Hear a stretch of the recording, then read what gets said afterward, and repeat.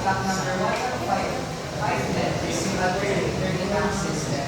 Ay, learning system act na ginawa ni Senator Sherwin at yan. So sa ginawang law na ito, binibigyan niya ng second chance yung mga tao na hindi nakapagtapos ng pag-aaral, and also yung mga out-of-school youth, yung mga adults, and yung mga marginalized sectors na ating bansa na mabigyan sila ng ALS or yung alternative learning system na kung saan pwede sila mag-aaral ulit using Moodle or any other platform na not traditional way or not yung parang face-to-face.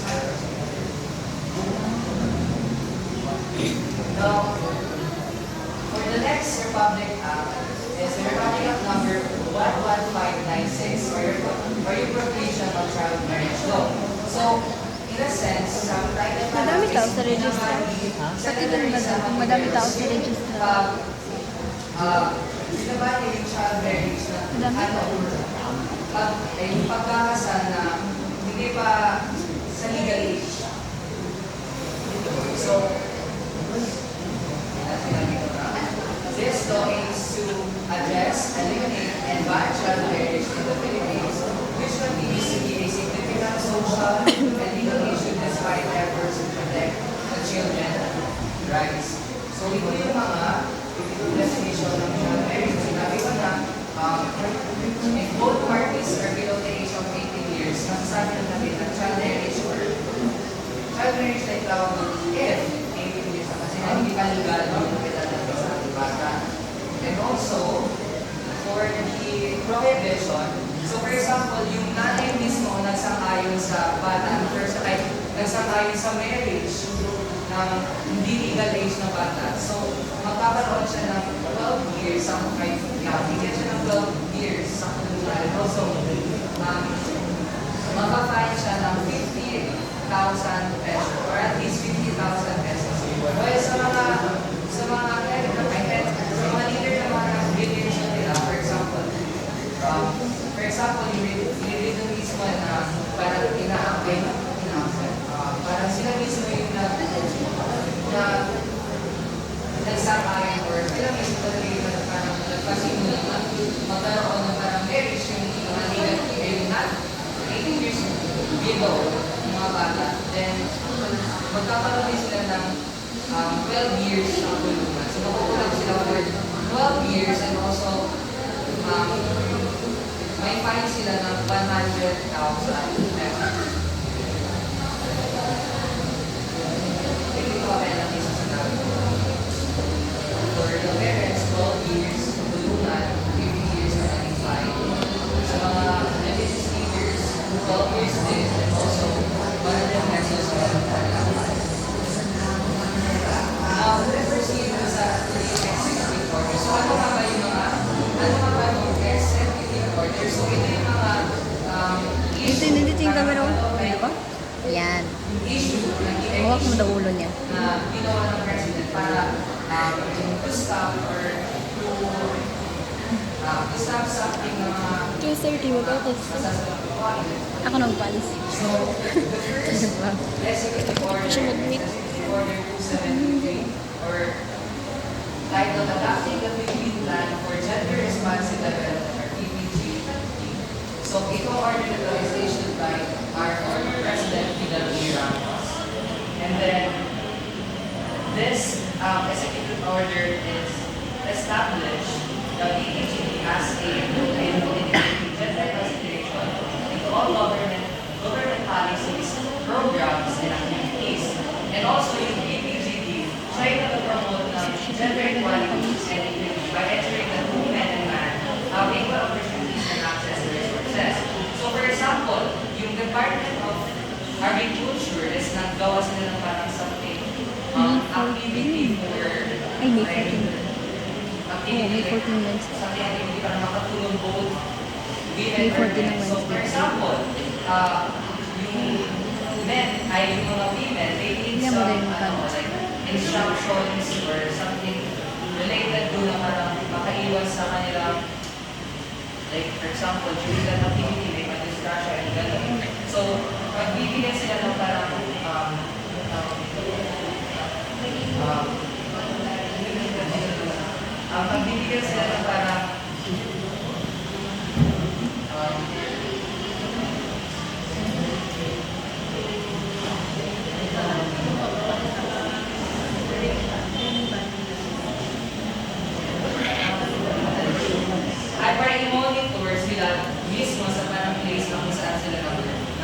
taga-full ng parang activity management.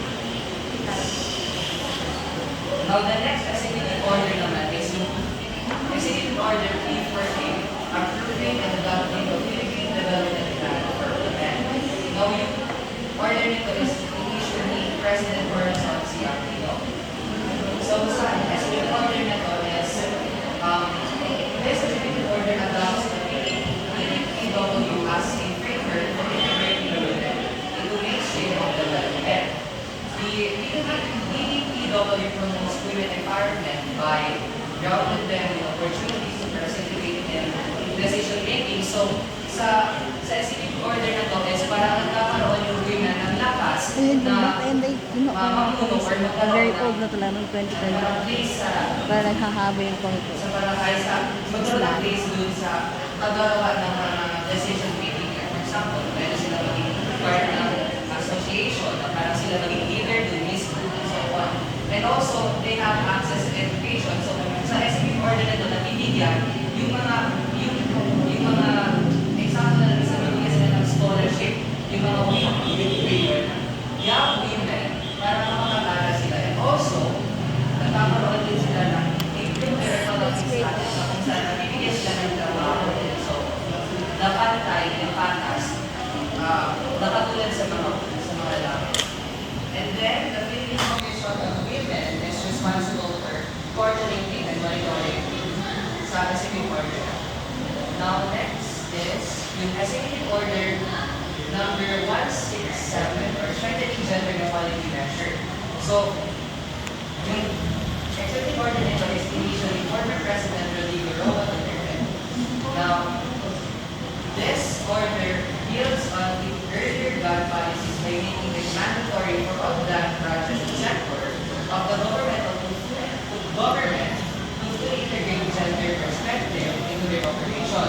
So, sa lahat ng mga operation ng mga department, dapat maging gender sensitive sila. So, for example, may mga part ng LGBT group.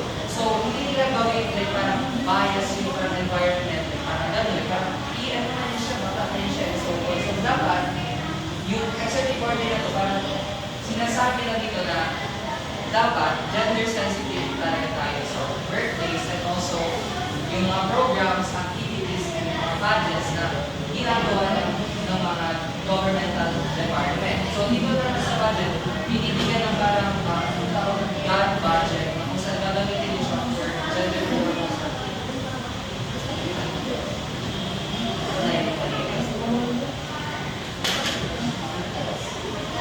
Kaya, ito na yung sinabi ko kanina. Pwede sila mamigay ng ano, like issue, so on. So, let's proceed to administrative orders.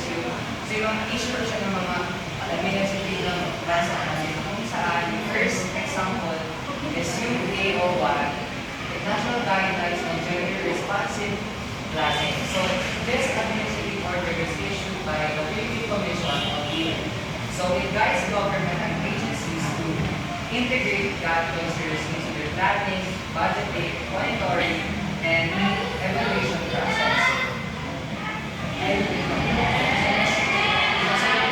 sa National Gender Responsive Planning. Gender Responsive Planning. So, binibigyan, like, bantay ng karapatan, lahat ng gender. Yung sa administrative, dito nakalagay lahat ng mga plans on how they can do the plan budgeting, planning,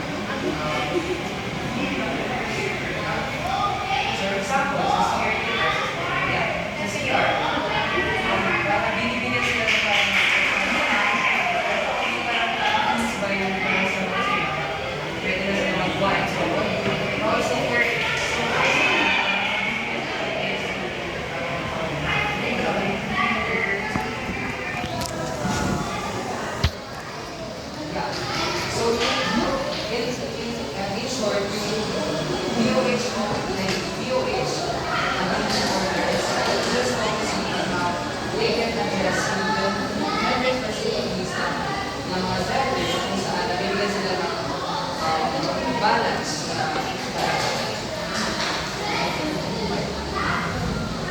now, let's proceed to the memorandum circular. So, this memorandum circular says issues with the Philippine Convention on Media. So, may dito tayo dito. The first one is titled The Creation of Settlement of the Mobile Point System. Tapos yung second is related the issue of monitoring system and also the plan and budget compliance during COVID-19.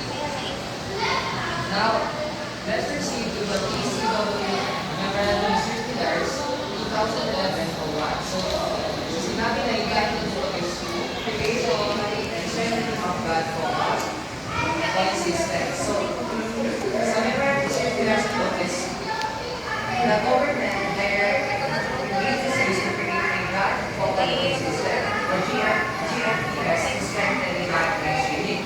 So, yung memorandum circular po isang nagagamit siya sa Department of Education na kung saan ginagamit rin yung JFPS para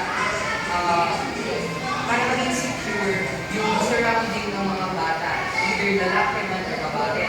And also, they also